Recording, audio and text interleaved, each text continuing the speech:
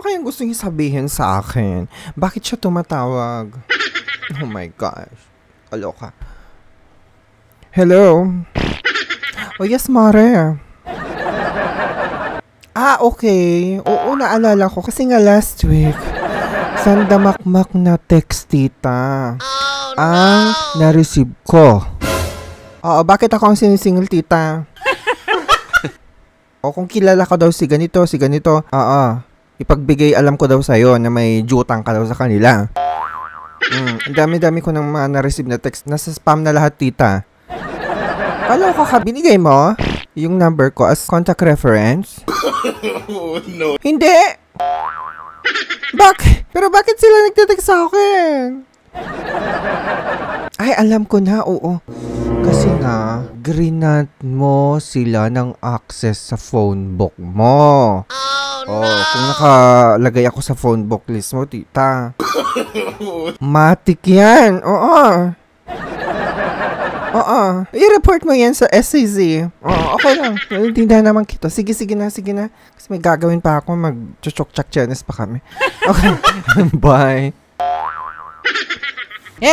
Hello! Welcome back sa ating channel, mga Itechi Warrior. In today's video, may gali. So kung napanood niyo yung previous video ko, kamakailan lamang abot sa mga listahan ng mga na-revoke na mga olas na, maswerte ka kasi nagkaroon ka na naman ng idea or awareness patungkol sa mga ola na hindi na dapat ginujutangan or binabayaran. Diba? Kasi sayang ang pera. Alam mo ba kung bakit? Kasi nga, hindi na sila kilala ng SEC. O diba? May resolution na dyan ang SEC patungkol sa mga violations ng olas na Itechi Warrior. Okay. So ito. Kung bago ka pa lang sa channel na Itechi Warrior, don't forget to subscribe and click that notification bell para every time na magkakaroon tayo ng mga ganito mga video reviews.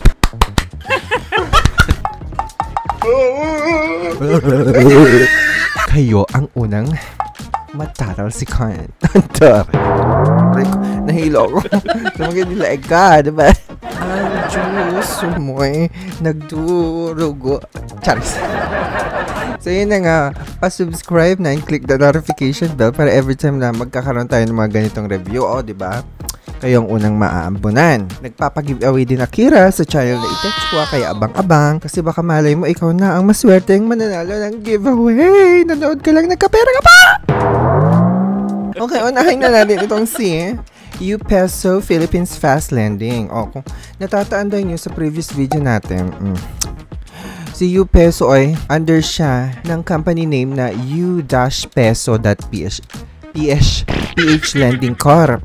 Tita, nandito pa siya sa Play Store. As you can see, let me just share my screen. Para makita ninyo. Okay, ito siya, diba? Kitang-kita, nandito pa ang kapal talaga ng pagmumukhay. Diba? Nasa listahan siya ng revoke na or na bigyan na ng cease and desist order ng SEC. Pero, nandito pa siya, te. So, yung motion nila to lift the cease and desist order, diba, ay dininay na ng SEC. So, ibig sabihin, permanent na yon, resolution na yon. So, ibig sabihin, hindi na dapat ito ginujutangan kasi nga, illegal na sila. Diba? Kaya sa mga may jutang pa dito, pa-comment and share naman kung anong experience nyo dito sa U-Peso na Itechi Warrior. Kung binabayaran nyo pa ba, magkano ang interest niya, magkano ang fees na pinapatong sa inyo, and yung mga harassment, kumusta yung mga calls and texts nila. Kasi, eto, isa sa mga chumuchorva sa akin before. Na ola, madaling araw, tita, tumatawag pa yung mga ola agents nila para maningi. Ay, kung matatandaan yun, naikwento ko na ito sa inyo. Nung naging supervisor ako sa isang call center, na international call center, diba, isa sa mga, I mean, dalawa sa mga agents ko, sa mga hawak kong ahente, nag-message ang U-Peso sa kanila. Oh, di ba nag-chat sa messenger pa talaga. In-screenshot nila yung convo nila, yung message ng UPeso agent sa kanila na sinisingil Akira. Di ba nakakahiya? So sila to, si UPeso, tito, talagang kabado ako noon kasi nga, bagong company na nga ako. Lumipat ako sa bagong company kasi nga dahil sa mga pamamahiyan ng mga ola sa akin. And, ayun na nga, nung kakalipat ko lang ng bagong company, bumulaga na naman si UPeso. So, na-screenshot ng mga agents ko, mga ahente ko before, ay yung mga kajuk-jukan na sinabi sa kanila patungkol sa akin, itong si UPeso. Anyways, so balikan natin. So, UPeso Philippines Fast Lending. So, sinasabi ko lang dito sa channel na ito, nagbibigay tayo ng public awareness kasi marami sa inyo hindi pa nakakaalam or hindi nagbabasa ng mga resolution or mga advisories, press releases ng SEC doon sa website nila. Kung may time kayo, baka naman magbasa-basa din naman kayo para magkaroon tayo ng idea and aware tayo sa mga galawan ng mga olas, di ba? Kaya sabi ko nga sa inyo, di ba? Lagi kong sinasabi sa inyo, kapag jujutang kayo, jujutang ka lang kayo sa mga legit. O, di ba, yung mga regulated by Bangko Sentral ng Pilipinas o talaga naman nagsasubmit ng payment history ninyo or accredited dapat ng CIC. Kasi nga, sila yung talagang lehitimo lamang na ginujutangan or lending. Hindi yung mga ganito, yung mga UPeso na revoke na yung license nila, may resolution na nga. Hello! Kaya maswerte kayo sa mga viewers ko dyan. Hello, hello. Thank you so much and happy 30k subscribers! Thank you so much po sa tiwala ninyo sa lahat ng mga naging biktima ng harassment ng mga olas. Kagaya ko, talaga naman na lumalaban. Ngayon ay Ola free na. Diba? Masasabi kong Ola free na ako kasi never na akong tumangkilik pa ng Ola pero nandito pa rin ako. Pinapanood nyo pa rin ang aking alindog kasi nga, isa din ako sa mga nandyan sa sitwasyon ninyo. Kaya tayo nagbibigay ng public awareness, education sa ating mga kababayan kasi ayoko na maulit ito sa mga nakakarami or mga bagong jutangera, kumbaga. Kaya ikalat nyo naman tong video na to para magbigay tayo ng awareness sa ating mga kababayan. Huwag kayong mahiya na ikalat ito sa mga newsfeed ninyo sa Facebook, sa TikTok, diba? Sa lahat ng friends or kakilala nyo para masave sila. Isa na namang buhay ang masasalba ninyo, diba? Anyways, so ito na nga si UPeso Philippines Fast Lending. Kumukulo talaga ang dugo ko dito noon. Kasi na pinahiya ako. Okay, anyways, check natin. Okay, kung makikita nyo sa SEC, sa website talaga nasa listahan siya ng mga na-revoke na ng SEC and may resolution na ito yung resolution o napakaliwanag na resolution yan. Dininay na nga ng SEC yung motion nila at saka permanent na yung denial na yan. Resolution na yan ng SEC. Kaya dapat hindi na ginudutangan to ha. Paulit-ulit ko nang sinasabi. Okay, so eto si UPeso. Let's see ang kanyang sinasabi pa rin dito sa Play Store as of April 8, 2:59 AM o madaling araw. Nandito pa rin siya sa Play Store. Oh no! Okay. So sabi niya dito, so under siya ni UPeso, SEC registration daw siya, o diba, napakasinungaling na kasi nga wala na siya sa SEC. Okay, so alam niyo na, tignan niyo. Tapos ang sinasabi dito, ang kanyang loan term daw is 91 days to 180 days. Ang loan amount is 1,000 to 12,000 pesos. Hindi ko alam po anong ginagawa nila sa Play Store pa kasi wala na nga sila. Hindi kaya talaga naman may mga jutangera pa dyan hindi nagbabayad. At saka nawala na sila ng pondo. Or nang-scam pa rin. Patuloy pa rin ang scam nila eh, diba? The moment na nandyan pa siya sa Play Store, ibig sabihin may mga balak pa sila. Kaya please lang, pakireport na rin sa Play Store. Para wala siya sa Play Store na platform na to ha. Okay, tapos flexible loan term option with interest starting from 0. Talaga ba? Tapos APR niya is 25% per year including all interests and processing fees. Okay, tignan natin dito. Ano ba sinasabi dito sa mga pakeme nito? Ito, lagi, 0% interest fee daw. Totoo ba yan, mga naging UPeso borrower? Totoo ba to? Ha? Na 0% siya? Paano naging 0%? Hindi niya pinapaliwanag, diba? 0% ba for the first time borrower? Or yung mga may existing dutangs na, 0% pa. Yung totoo. So, tapos sabi dito, get higher credit loan with good payment history. Ayan o. Naalala ko yung ano niya, yung dashboard niya, ganyan-ganyan noon. Hanggang ngayon, ganyan pa rin. Fast and free loan application. Fast and free loan application. Dapat sinabi mo fast loan application. Tanggalin mo yung free kasi hindi naman free, tita. Nakakaloka. So, talagang mapapaklik ka sa mga ganitong pakemerot nila. Kung hindi mo talaga ina-analyze na mabuti, mabibiktima ka talaga. YouPeso help you buy what you want. What you want talaga. What you want, ha? Hindi what you want. Tapos, safe online application. Nako, safe. Speaking of safe, hindi safe ang loan application ninyo. Yung app ninyo. Diba? Ginagamit nyo ang contacts list or phone book namin.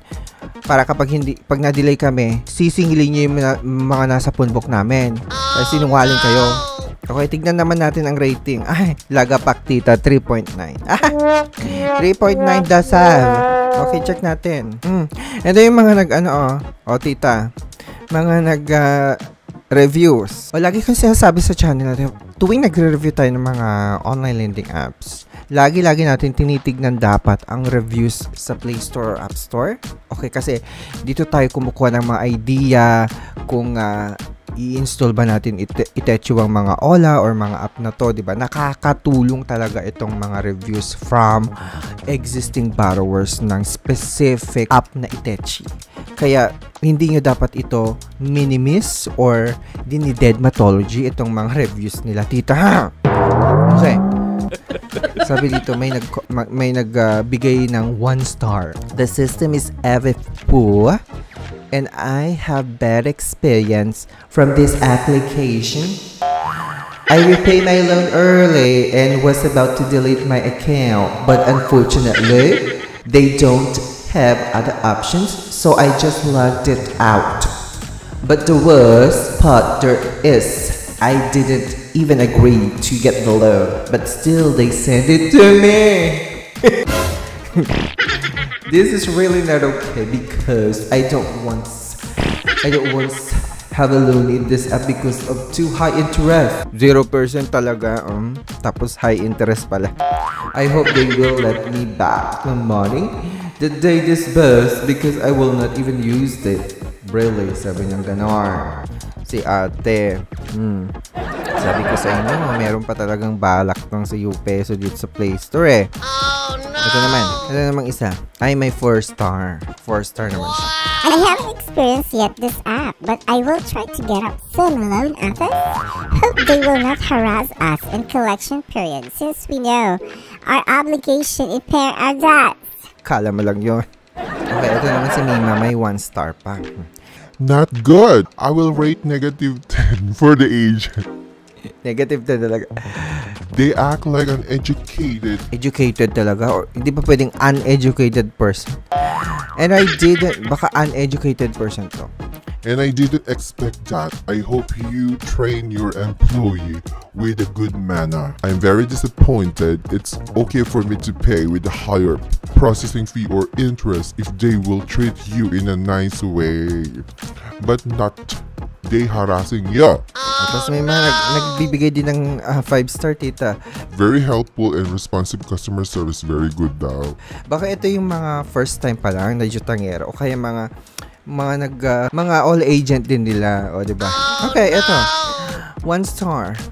I recommend not to try this app because it's too high interest. My loan is 1.5, but I only receive 820 in just 7 days. To pay now, I have to pay 1,679.83. Now their agent taking to harassment to me and my family that we are been posted to Facebook telling that I'm a scammer. Oh no! Ayan yung mga pati pamilya yun, dinadamay nila. Sabi dito, 1 star. Always curses at the client. Always uses profanity. Oh no! Blackmails the client into paying early. My aunt paid twice, hence paying double the amount borrowed. Kaloka. Gusto niyo bigyan ng 0 star kaso sa sa Play Store hindi yata pwedeng bigyan ng 0 star, 'di ba? Parang walang ganon. 0 stars. They harass you even before the due date. Their profits fees are too high and loan term is too short, and they demand that you pay in advance. Stay away from this loan shark. 0 stars. They should indicate that they disregard the due date, but instead they need to collect before 12 noon. What a scammer. Sabi niya. Nakita niyo ngayon kung gaano ka-scammer itong si UPeso. Kaya wag niyo nang jutangan kung may mga existing loan pa kayo sa kanila at nahuli kayo sa balita na may resolution na ang SEC dyan sa kanila. Wag niyo nang bayaran mga tita, sayang ang pera. Lalo napakalaki ng interest. So magmasid-masid kayo.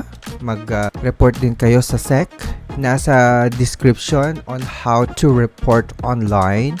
And of course, sa Play Store, paki-flag na rin as inappropriate. Maraming salamat again for watching my Iteche Warrior. Don't forget to subscribe, click the notification bell para every time kakaroon tayo ng ganitong video, kayong unang